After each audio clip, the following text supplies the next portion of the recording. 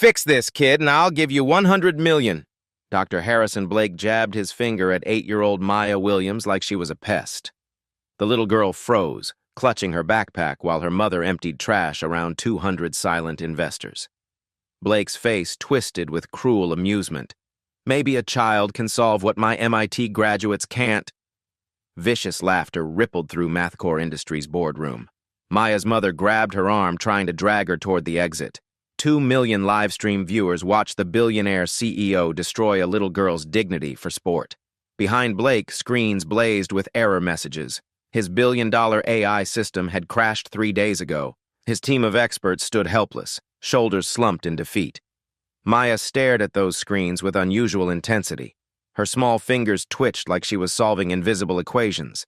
None of the adults noticed the spark of recognition in her dark eyes. They were about to learn the most expensive lesson of their lives.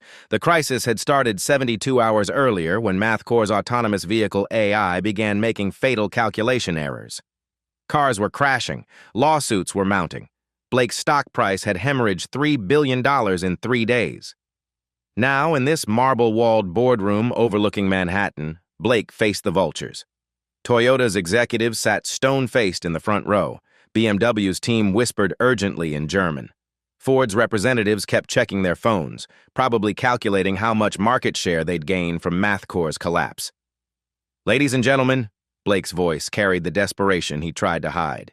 We're experiencing temporary technical difficulties with our core algorithm. My team assures me we'll have a solution within— Temporary?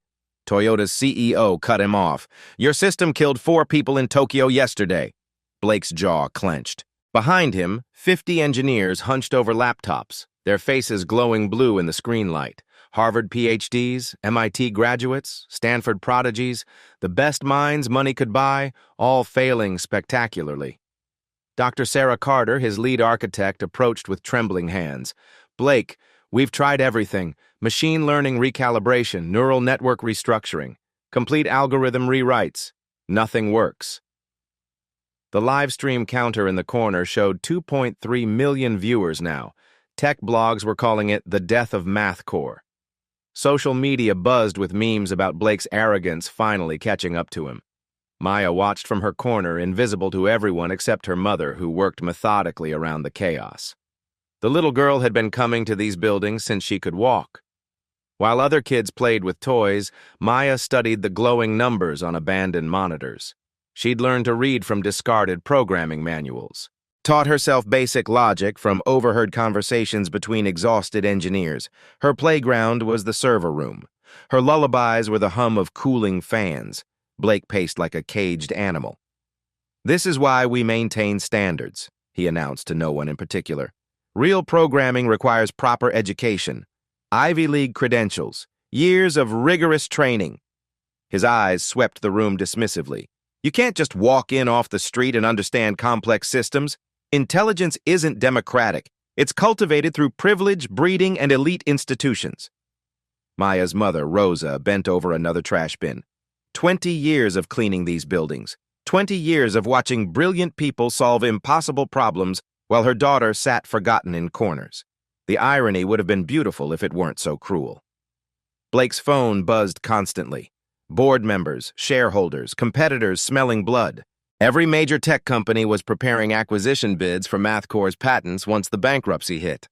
Sir, his assistant whispered urgently, the automotive executives are threatening to leave. Blake straightened his tie, forcing confidence he didn't feel. This demonstration was supposed to showcase MathCore's dominance. Instead, it was his public execution. The room's tension was suffocating. Billion-dollar deals hung in balance. Thousands of jobs waited for the verdict. The future of autonomous vehicles itself teetered on the edge of this single moment. Maya shifted in her chair, her young mind processing patterns that escaped the adults around her. She'd been watching their screens for an hour now, watching them chase complex theories while missing something beautifully simple. But she was just a kid, a cleaner's daughter, someone to be ignored, dismissed, forgotten. Blake checked his watch. The presentation was supposed to last 2 hours. He'd already burned through 45 minutes of stammering excuses and technical delays. Perhaps, suggested BMW's representative with German precision, we should consider alternative partnerships, Companies with more reliable systems. The words hit Blake like physical blows. His empire was crumbling in real time, broadcast to millions, witnessed by the industry's most powerful players. Rosa finished with the last trash bin and moved toward Maya. Time to go. Time to let the important people handle important things. But Maya's eyes remained fixed on those screens, her mind racing through possibilities that would change everything. What happens when the one person with the answer is the one nobody thinks to ask? Maya stood up as her mother reached for her hand. "Mommy, wait!" Rosa looked embarrassed. "Maya, no, these people are busy." But Maya's eyes stayed locked on the main display screen. Numbers and alerts flashed everywhere. While the engineers frantically typed, Maya saw something they'd missed completely. Blake was explaining to the automotive executives why they needed more time when Maya's small voice cut through the tension. "Excuse me." The room went quiet. 200 heads turned toward an 8-year-old girl who had no business speaking in this billion-dollar crisis. Blake's face darkened. "Not now, sweetheart. The adults are working." Maya took 3 steps forward, her backpack bouncing. "I think I see what's wrong." Uncomfortable chuckles rippled through the investor crowd. Toyota's CEO raised an eyebrow. BMW's team exchanged amused glances. "That's very sweet." Blake's voice dripped condescension. "But this is rocket science, honey. Maybe you should stick to coloring books." Dr. Carter started to intervene, but Maya pressed forward with startling confidence. "The computer is confused." Blake gestured at the wall of flashing screens. "Yes, obviously it's malfunctioning. That's why we have 50 experts trying to—" "No," Maya interrupted with unusual certainty. "It's not broken. It just doesn't understand what you're asking." The room fell silent. Every engineer stopped typing. Maya pointed at the main screen. "Right there. You're telling the computer to do something, but you meant to ask it a question." Dr. Carter squinted at the display, following Maya's finger to a specific line of code buried among thousands. "It's like when you say your name is Sarah instead of asking, 'Is your name Sarah?'" Maya explained simply. "The computer gets mixed up." Blake's confidence wavered slightly. That's not how programming works." "Can I show you?" Maya asked with fearless childhood curiosity. The live stream viewer count hit 3 million. Comments flooded in faster than moderators could process them. #8-year-old vs CEO began trending worldwide. Toyota's CEO leaned forward with interest. "I'd like to see what the child suggests." Blake felt trapped. Refusing would look petty. Agreeing would legitimize a child's opinion over his team's expertise. "Fine," he said through gritted teeth. "Dr. Carter, let her point out whatever she thinks she sees. When nothing happens, perhaps we can return to serious work." Maya walked to Dr. Carter's workstation, completely unintimidated by the room full of powerful adults watching her every move. "Here," she pointed at the screen. "The computer thinks you're changing something instead of checking something. You need to fix how you ask the question." Dr. Carter stared at the line Maya indicated, such a tiny detail buried in millions of calculations. Her fingers trembled as she made the smallest possible change, one keystroke, one tiny symbol. She hit enter. The room held its collective breath. Error messages continued cascading for a moment. Then, one by one, they began disappearing. System status lights shifted from angry red to cautious yellow to triumphant green. Within 60 seconds, every screen showed perfect operation. The AI system hummed back to life, running smoothly for the first time in 3 days. Maya smiled with quiet satisfaction. Sometimes computers just need you to ask nicely. Blake stood frozen, watching his billion-dollar crisis dissolve because of advice from a child who wasn't even old enough for high school. The room erupted in whispers. Phones buzzed with urgent messages. The automotive executives sat up straighter, suddenly very interested in continuing negotiations. But this was just the beginning. What happens when an 8-year-old embarrasses the smartest people in the room on live television? The room exploded into chaos. Engineers rushed to their screens, confirming what seemed impossible. The system was running perfectly. 3 days of failure fixed by a child's observation. Blake's face cycled through disbelief, embarrassment, and growing anger. That can't be right. One tiny change? Our entire team missed one tiny change? Dr. Carter pulled up system diagnostics, her voice shaking with amazement. Blake, she's right. The response time has improved by 40%. Error rates dropped to 0. Toyota's CEO stood up, suddenly animated. Show us the performance metrics. The main screen is filled with green bars and upward trending graphs. Every measurement showed dramatic improvement. The automotive executives leaned forward, whispering excitedly among themselves. Blake felt his authority slipping away like sand. Even if that's true, which I find hard to believe, anyone could have spotted that eventually. It was just a matter of time. Maya tilted her head with the innocent wisdom that only children possess. But you didn't spot it. And time costs money, doesn't it, Mr. Blake? Nervous laughter rippled through the crowd. Several investors pulled out their phones, frantically texting updates to their firms. Blake's assistant whispered urgently in his ear about social media exploding. #Maya the Genius was trending alongside #Blake the Blind. Stock prices were responding in real time to a child's success. This is ridiculous, Blake announced to the room. One lucky guess doesn't make someone a programmer. Real software engineering requires years of training, advanced degrees, and systematic methodology. Maya looked around the room of 50 experts who had failed where she succeeded. Maybe sometimes you just need fresh eyes? Dr. Carter couldn't hide her fascination. Maya, how did you see that when we missed it? You were all looking at the hard parts, Maya explained simply. But the mistake was in the easy part. Nobody checks the easy parts. BMW's technical director spoke up. What other easy parts haven't we checked? Maya studied the screens again, her young mind processing patterns that escaped the adults. There are more places like that one. Want me to show you? Blake stepped between Maya and the screens. Absolutely not. This has gone far enough. We have protocols, procedures, and professional standards. Are you afraid she'll find more mistakes? Toyota's CEO asked pointedly. The question hung in the air like a challenge. Blake realized he was trapped by his own arrogance. Saying yes would admit incompetence. Saying no would look like he was afraid of an 8-year-old. Fine, Blake said through clenched teeth. But when she can't find anything else, this charade ends. Maya approached the wall display with quiet confidence. She studied the scrolling code for 30 seconds, then pointed to another section. Here, same problem. You're telling the car to speed up instead of asking if it should speed up. Dr. Carter checked the line. Her face went pale. She's right again. And here. Maya pointed to a different area. The car thinks it should always brake hard instead of checking how hard to brake. More frantic typing, more confirmations of Maya's accuracy. How are you doing this? Dr. Carter whispered. Maya shrugged with childlike simplicity. When my mom cleans windows, she checks every corner. You guys only looked at the middle parts.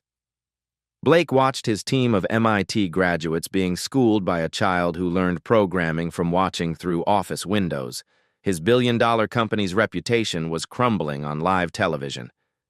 Even if she's found a few basic errors, Blake said desperately, that doesn't mean she understands our complex systems architecture. Maya looked at him with surprising directness. I don't understand everything, but I understand when something's asking the wrong question. Ford's representative spoke up. How many more wrong questions are there? Maya scanned the screens one more time. Lots, maybe hundreds. They're everywhere once you know what to look for. The room buzzed with excitement and horror. Hundreds of errors meant their vehicles had been dangerous for months. It also meant Maya could potentially save lives. Blake felt his world tilting. This is impossible. You can't just waltz in here and... Actually, interrupted BMW's technical director, this child has demonstrated more practical insight in 10 minutes than we've seen from your team in 3 days. The live stream comments were going insane. Programming professors from MIT and Stanford were logging in to verify Maya's findings. Tech journalists were writing headlines in real time. Dr. Carter looked at Maya with newfound respect. Would you be willing to help us find the other errors? Blake's voice cracked with desperation. She's 8 years old. This is a billion-dollar corporation, not a daycare center. Then maybe, Toyota's CEO said coldly, your billion-dollar corporation should hire better programmers. The insult hit Blake like a physical blow. His own clients were turning against him because of a child's success. Maya's mother, Rosa, finally stepped forward, overwhelmed by the attention. Maya, maybe we should go. These people have important work to do. No, said Ford's representative firmly. I think Maya's work is the most important thing happening in this room. Blake realized he was losing control completely. His experts were being outperformed. His clients were taking the child's side. His authority was evaporating in front of millions of viewers. But Maya wasn't finished. She had more surprises that would shake Blake's world to its very foundation. How many more impossible things can one 8-year-old accomplish before the adults admit they were wrong? Blake's phone exploded with notifications. His stock price had jumped 12% in the last hour. Tech blogs were calling Maya the child prodigy who saved math core. LinkedIn was flooded with posts about hiring practices and hidden talent. But the real pressure came from the room itself. The automotive executives were no longer thinking about leaving. They were thinking about how much money Maya could save them. Dr. Blake, Toyota's CEO said with new authority, I propose we extend this consultation. If this child can find critical errors your team missed, perhaps she can review our other systems. Blake felt the walls closing in. That's absolutely ridiculous. We're talking about life and death technology, autonomous vehicles that carry families, military-grade security systems. You can't just what? BMW's technical director interrupted. Trust someone who's already proven more competent than your engineers? The live stream viewer count hit 4.2 million. Major news networks were picking up the story. CNN was preparing a breaking news segment about the 8-year-old who outsmarted Silicon Valley. Maya stood quietly in the chaos, studying the newest screens Dr. Carter had pulled up. These showed MathCore's other major systems: traffic management AI, hospital equipment controllers, financial trading algorithms. Maya, Dr. Carter asked gently, what do you see in these? Blake lunged forward. Don't answer that. These systems control critical infrastructure. One mistake could what? Maya looked at him curiously. Make them work better like the car system? The room went silent at her simple logic. Blake realized his objection made no sense. If Maya improved the vehicle AI, why wouldn't she improve other systems too? Ford's representative pulled out his laptop. Dr. Blake, our internal analysis shows Maya's fixes have eliminated 93% of processing errors. Our liability insurance costs could drop by millions. Blake's desperation peaked. This is insane! She's a child. She doesn't understand liability regulations, compliance standards, corporate responsibility. Maya tilted her head. Do computers care about those things? What? The computers just want clear instructions, right? They don't care who gives the instructions, as long as they make sense. Dr. Carter smiled despite the tension. She has a point, Blake. Blake felt his last shred of authority slipping away. The child was too logical, too correct, too devastatingly effective. His assistant rushed over with urgent news. Sir, Microsoft is on line 1. Google is holding on line 2. They both want to discuss partnership opportunities with Maya. The room buzzed with excitement. The biggest tech companies in the world were trying to poach an 8-year-old who had outperformed Blake's entire team. Blake's board members began calling. Investors were demanding emergency meetings. Competitors were circling like sharks, sensing blood in the water. This has gone too far, Blake announced desperately. Maya, thank you for your contribution, but I think it's time for you and your mother to go home.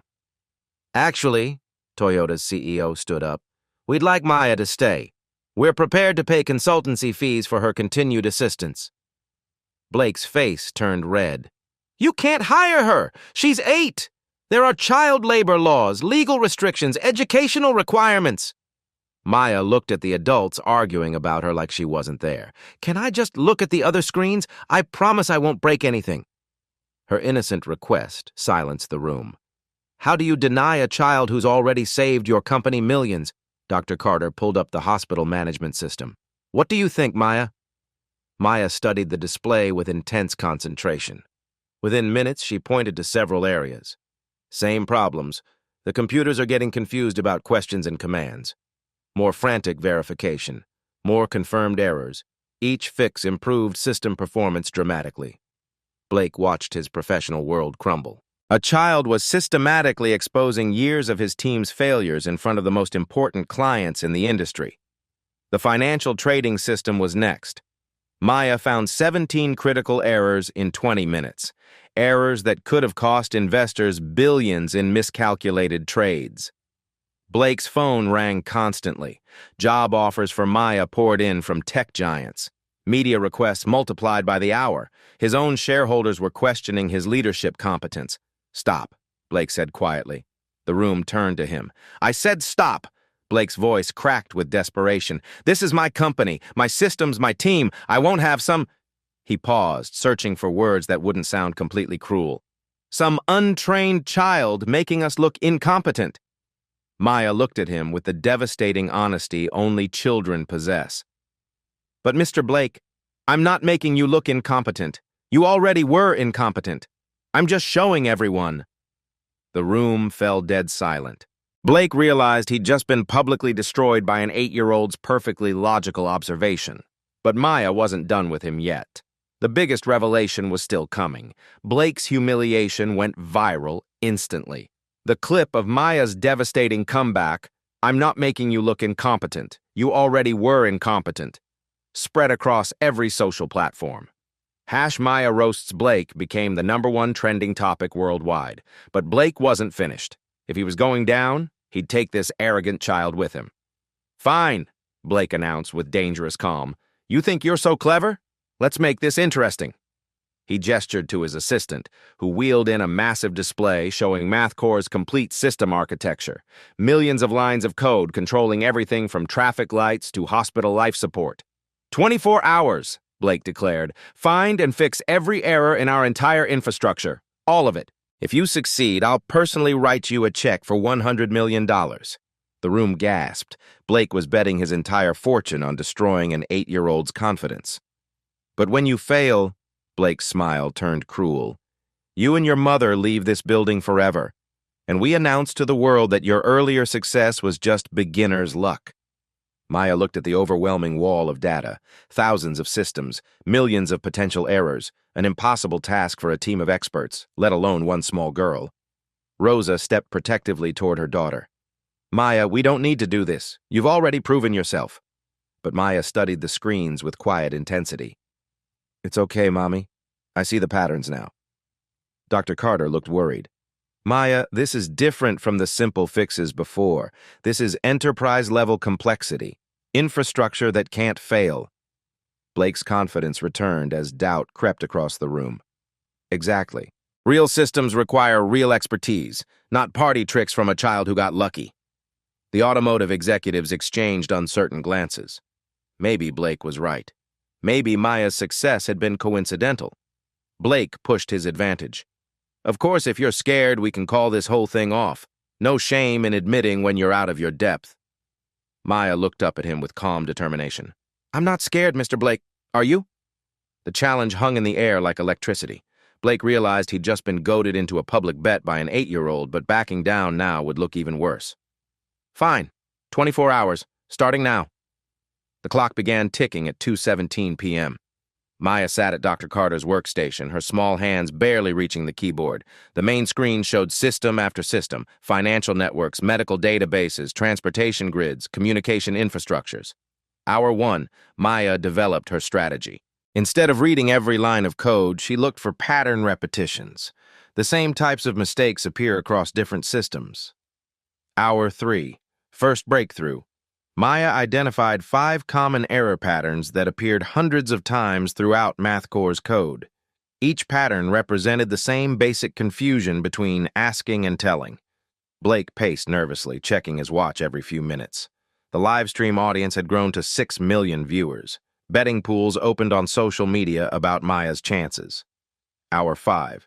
Maya's systematic approach began paying off. She found clusters of errors in the financial trading system that could have triggered market crashes. Dr. Carter verified each discovery with growing amazement. Blake started his psychological warfare. "Getting tired yet, Maya? This isn't like finding 1 or 2 simple mistakes. This is serious work." Hour 8. Maya had identified over 200 critical errors. Each fix improved system performance measurably.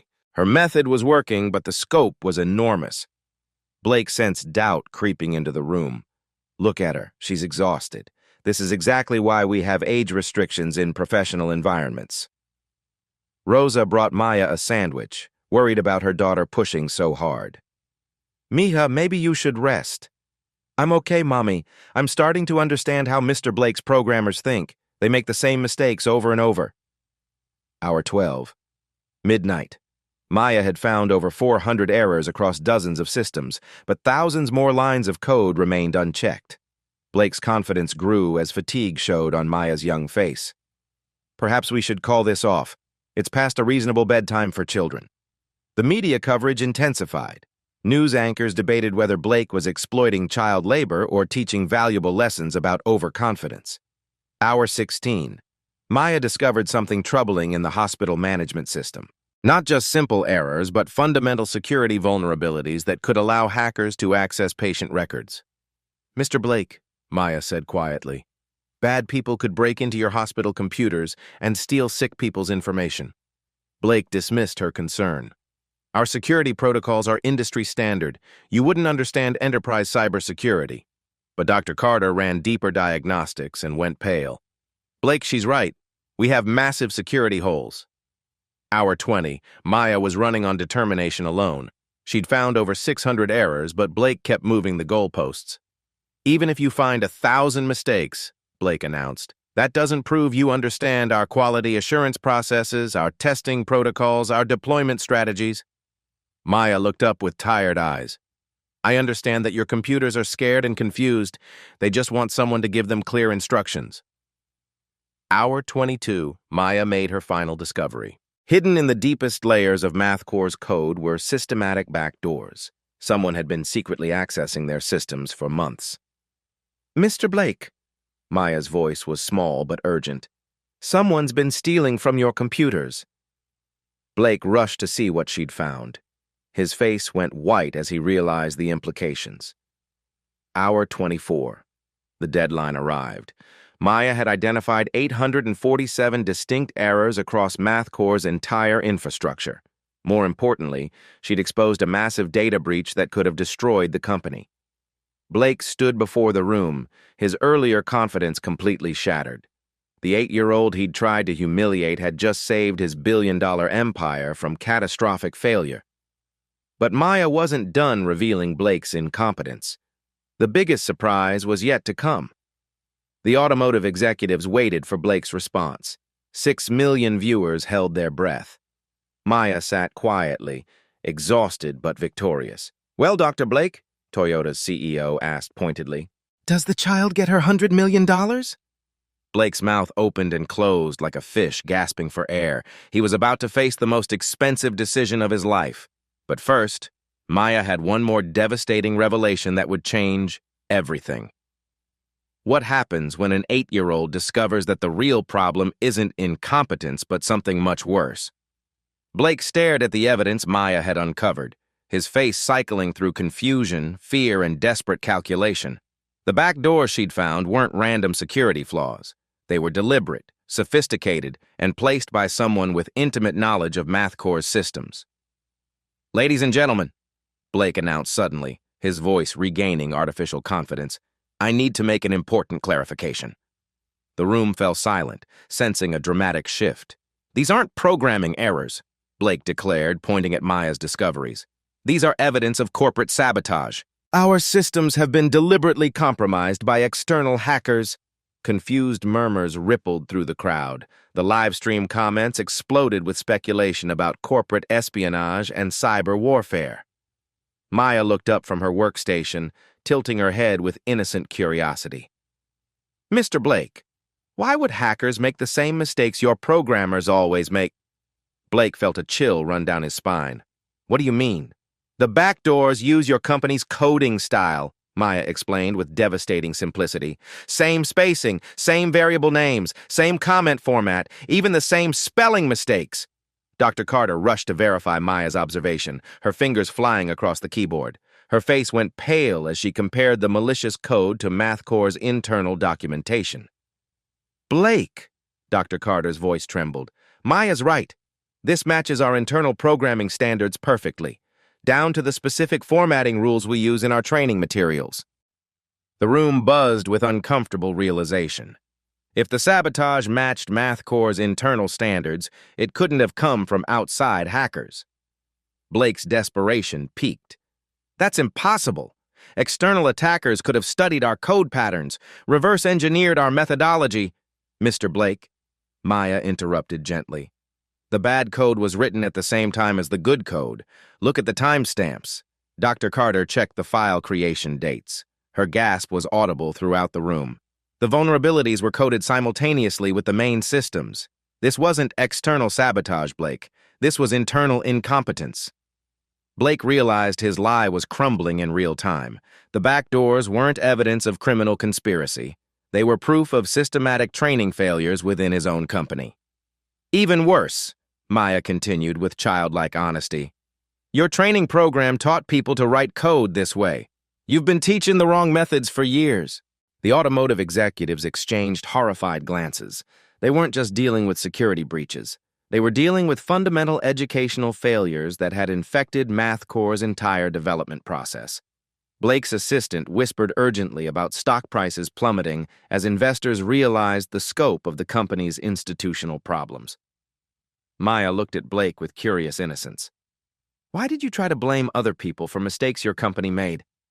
The question hung in the air like a sword, waiting to fall and destroy what remained of Blake's credibility. How do you explain lying to a child who's already caught you in the lie? Blake's lie hung in the air like poison gas. 6 million viewers had just watched a billionaire CEO try to frame hackers for his own company's failures. The live stream chat exploded with accusations of fraud, incompetence, and corporate deception. But Blake wasn't finished destroying himself. You know what? Blake's voice cracked with desperation. Even if Maya found real problems, she doesn't understand the business implications. Fixing these systems could crash our entire infrastructure. We could lose everything. He turned to the automotive executives with manufactured authority. These aren't just technical issues. These are carefully balanced systems that have worked for years. One wrong change could trigger cascading failures across multiple industries. The fear campaign began working. Several board members nodded nervously. Toyota's CEO looked uncertain. BMW's technical director frowned with concern. Think about the liability, Blake pressed his advantage. If we implement untested changes based on a child's suggestions and something goes wrong, we could face lawsuits worth billions. Entire hospital networks could fail. Traffic systems could collapse. Financial markets could crash. Dr. Carter started to object, but Blake cut her off. Sarah, you're a brilliant programmer, but you don't understand corporate risk management. The legal department would never approve experimental fixes from an unauthorized consultant. The room's mood shifted. Blake's business argument sounded rational compared to Maya's simple technical logic. Several investors pulled out their phones, probably calling lawyers and risk assessment teams. Maya watched the adults argue about her like she wasn't there. For the first time since this started, doubt crept across her young face. Maybe, Maya said quietly, maybe Mr. Blake is right. Maybe I don't understand enough about grown-up business. Blake pounced on her uncertainty like a predator. Exactly. Maya, you're incredibly bright for your age. But real-world systems require more than just technical knowledge. They require understanding of regulations, compliance standards, operational procedures, and risk mitigation strategies. The 8-year-old who had been so confident suddenly looked small and overwhelmed. The adult world's complexity was crushing her simple certainty. Rosa moved protectively toward her daughter. Maya, we don't have to do this anymore. You've already proven you're special. Blake's smile returned as victory seemed within reach. Perhaps it's best if Maya focuses on her education. Leave the professional work to professionals. But Dr. Carter knelt to Maya's level, speaking gently. Maya, you found real problems. The question isn't whether you understand everything about business. The question is whether the problems you found are real. Maya looked at the screen showing system performance metrics. Numbers don't lie. Data doesn't care about corporate politics. The computers are still confused, Maya said softly. They're working harder than they need to because the instructions aren't clear. But what if fixing them breaks something else? Blake pressed. What if your changes cause accidents? What if people get hurt because we listen to someone without proper training? Maya's eyes filled with uncertainty. The weight of potential consequences was too heavy for an 8-year-old's shoulders. Blake sensed complete victory. Sometimes the safest choice is to leave working systems alone, even if they're not perfect. The room fell silent. Blake had successfully weaponized adult complexity against a child's simple logic. But then Maya looked up with the devastating honesty that only children possess. "Mr. Blake, if the computers are confused, won't people get hurt anyway?" The question hit like lightning. Blake realized he'd just argued for maintaining dangerous systems to avoid the risk of fixing dangerous systems.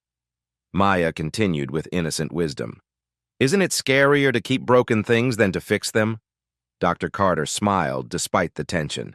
Maya's right. The real risk is doing nothing. Blake felt his psychological victory slipping away. The child's logic was too pure, too correct, too impossibly reasonable. Maya stood up straighter, her confidence returning. "I don't know about business, but I know the computers are asking for help." The room waited to see if Blake would continue his desperate fight against an 8-year-old's unshakable moral clarity. But Maya wasn't done exposing the flaws in his reasoning. The final confrontation was about to begin. Can fear of change overcome the certainty that change is necessary? Blake realized his fear tactics were crumbling against Maya's unshakable logic. If he was going to destroy this child's credibility, he needed to attack her competence directly. "All right," Blake announced with dangerous calm. "Let's settle this once and for all." He gestured to his assistant, who pulled up MathCore's most complex system on the main display. Lines of code filled every screen, dense with mathematical algorithms and intricate logical structures. "This is our quantum encryption protocol," Blake declared. "It protects financial transactions worth $3 trillion daily. If even one calculation is wrong, the entire global banking system could collapse." The room tensed. This wasn't simple car navigation anymore. This was infrastructure that kept the world economy functioning. Blake smiled coldly. "Maya, if you're such an expert, fix this system too. But understand, one mistake here doesn't just crash a few cars, it crashes civilization." Maya studied the overwhelming display of quantum mathematics, cryptographic algorithms, and security protocols. Even Dr. Carter looked intimidated by the system's complexity. "Blake," Dr. Carter whispered urgently. "This is too much. She's just a child." "Exactly my point," Blake replied loudly enough for everyone to hear. "Real systems require real expertise, not party tricks from someone who learned programming by watching through Windows." The automotive executives looked uncertain again. Toyota's CEO frowned with concern. BMW's technical director shook his head doubtfully. Maya stood before the wall of incomprehensible code, looking smaller than ever. The live stream audience held its breath as 6 million viewers waited to see if the 8-year-old genius would finally meet her match. Blake pressed his advantage. "Of course, if this is too difficult, we can call it quits. No shame in admitting when you've reached your limits." Maya looked up at him with calm determination. "Mr. Blake, can I ask you a question first?" "What?" "Do you understand all this code?" Blake straightened with pride. "Of course. I designed the core architecture myself. PhD from MIT, specialization in quantum cryptography. Then can you explain why it's running so slowly?" Blake glanced at the performance monitors. The system was indeed running at only 60% efficiency, but that was normal for such complex operations. "That's acceptable performance for quantum-level encryption," Blake said dismissively. "Speed isn't everything when you're protecting trillions of dollars." Maya nodded thoughtfully. "But what if it could run faster and be more secure at the same time?" "That's impossible. In quantum systems, you trade speed for security. It's basic physics." Maya studied the screens again, her young mind processing patterns that escaped everyone else. "Mr. Blake, I think your quantum computer is making the same mistakes as your car computer." Blake laughed harshly. "Quantum encryption doesn't use simple if-then statements, Maya. This is advanced mathematics, particle physics, computational theory, far beyond." "But underneath all the hard math," Maya interrupted with startling insight, "the computer still needs clear instructions, right?" "Doctor," Carter moved closer to the displays following Maya's reasoning. "What do you see, Maya?" Maya pointed to a section buried deep in the quantum algorithms. "Here, the computer is trying to check if the encryption key is valid, but it keeps changing the key instead of testing it." Blake rushed to look where Maya was pointing. His face went white. That's not possible." The quantum verification protocol doesn't use assignment operators. But this part does, Maya said simply. The part that talks to the regular computers. Dr. Carter began frantically checking the code Maya had identified. Her gasps grew louder as she traced through the logic. Blake, Dr. Carter's voice trembled. She's found the bottleneck. The quantum processor generates perfect encryption, but the interface layer has the same assignment versus comparison errors we found everywhere else. Blake stared at his life's work being dissected by an 8-year-old. Even if that's true, the risk of modifying quantum encryption protocols is zero, Maya finished calmly, because I'm not changing the quantum part, just the part that asks the quantum part questions. The room fell dead silent as the implications sank in. Maya wasn't trying to rewrite rocket science. She was fixing the simple parts that talk to rocket science. It's like, Maya explained to the room full of adults, if you have a really smart friend who can answer any question, but you keep asking the questions wrong, so you get confused answers. Dr. Carter made the changes Maya suggested. One line of code, one tiny symbol changes in the interface layer. The system's performance jumped from 60% to 94% efficiency. Security strength increased proportionally. Quantum encryption was finally running at its designed capacity. Blake stood frozen as his masterpiece was perfected by a child's observation. The automotive executives erupted in excited whispers. This wasn't just about cars anymore. This was about every system MathCore had ever built. Maya, Toyota's CEO, stood up with newfound respect. How many other systems have this same interface problem? Maya looked around the room of screens displaying MathCore's entire infrastructure. All of them. Every system that talks to other systems has the same confused conversations. Blake realized his company hadn't just been underperforming for months.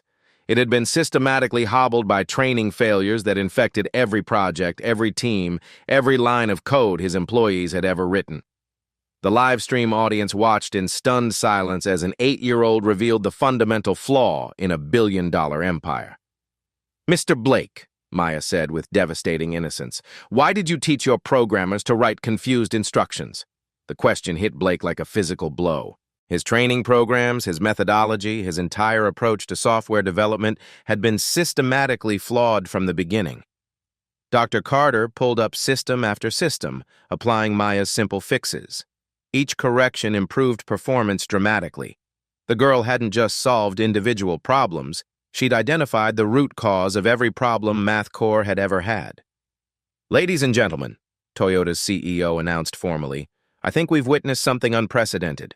This child has not only earned her $100 million, she's revolutionized our understanding of system integration. Blake opened his mouth to object, but no words came. Maya had systematically destroyed his authority, his expertise, and his credibility with nothing but simple logic and devastating accuracy. The room waited for his response. 6 million viewers held their breath. Maya stood quietly, having just proved that sometimes the most complex problems have the simplest solutions. But the biggest revelation was yet to come. Maya's fixes had exposed something that would change everything about Blake's future. What happens when fixing the obvious problems reveals the hidden ones?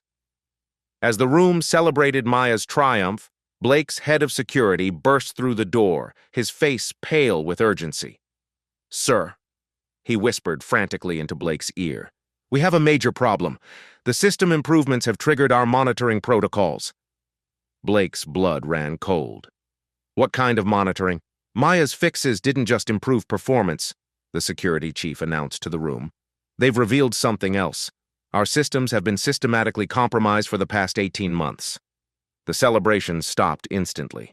Every head turned toward the security screens, now displaying evidence of massive data theft. Dr. Carter's face went white as she traced the exposed breach patterns. Blake, this is catastrophic. Someone's been using our performance bottlenecks to hide data extraction operations. Maya looked confused by the adult panic around her. What's data extraction? Stealing, Dr. Carter explained gently.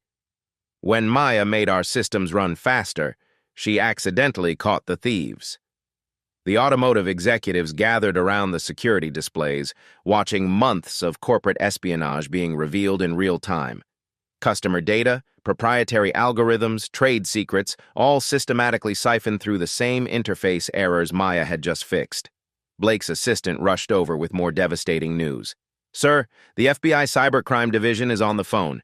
They've been investigating unusual data flows from our servers for months."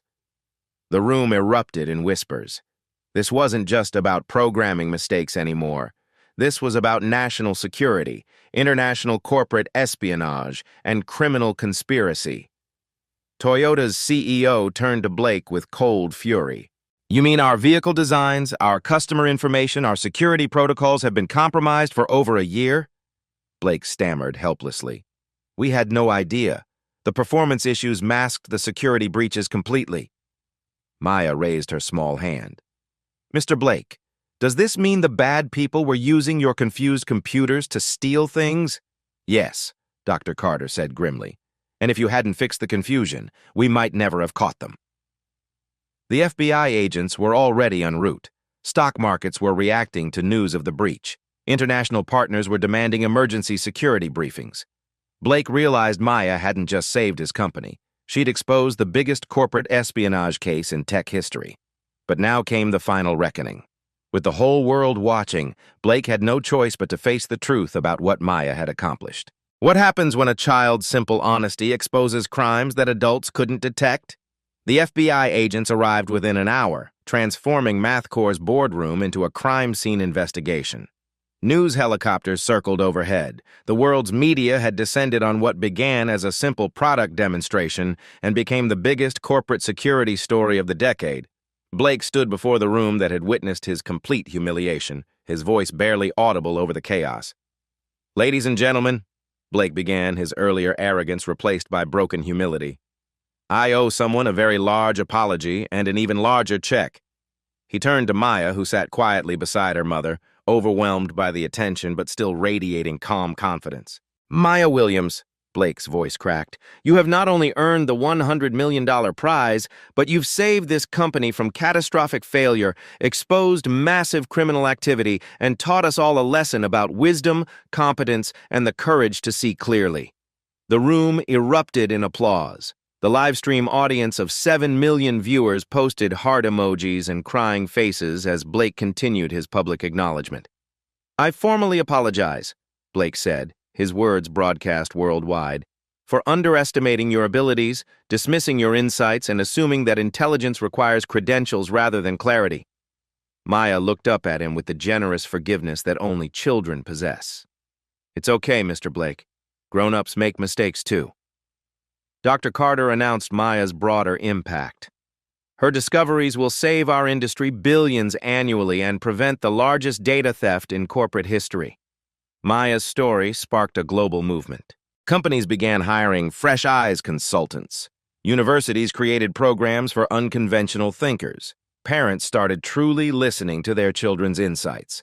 But the real change happened in millions of individual hearts. People who had been dismissed, overlooked, or silenced found the courage to speak up. Maya proved that brilliance doesn't require credentials. It requires the courage to see clearly and speak truthfully. How many Mayas are sitting quietly in corners right now, waiting for someone to listen? Share this story if you believe talent deserves recognition regardless of age, background, or credentials.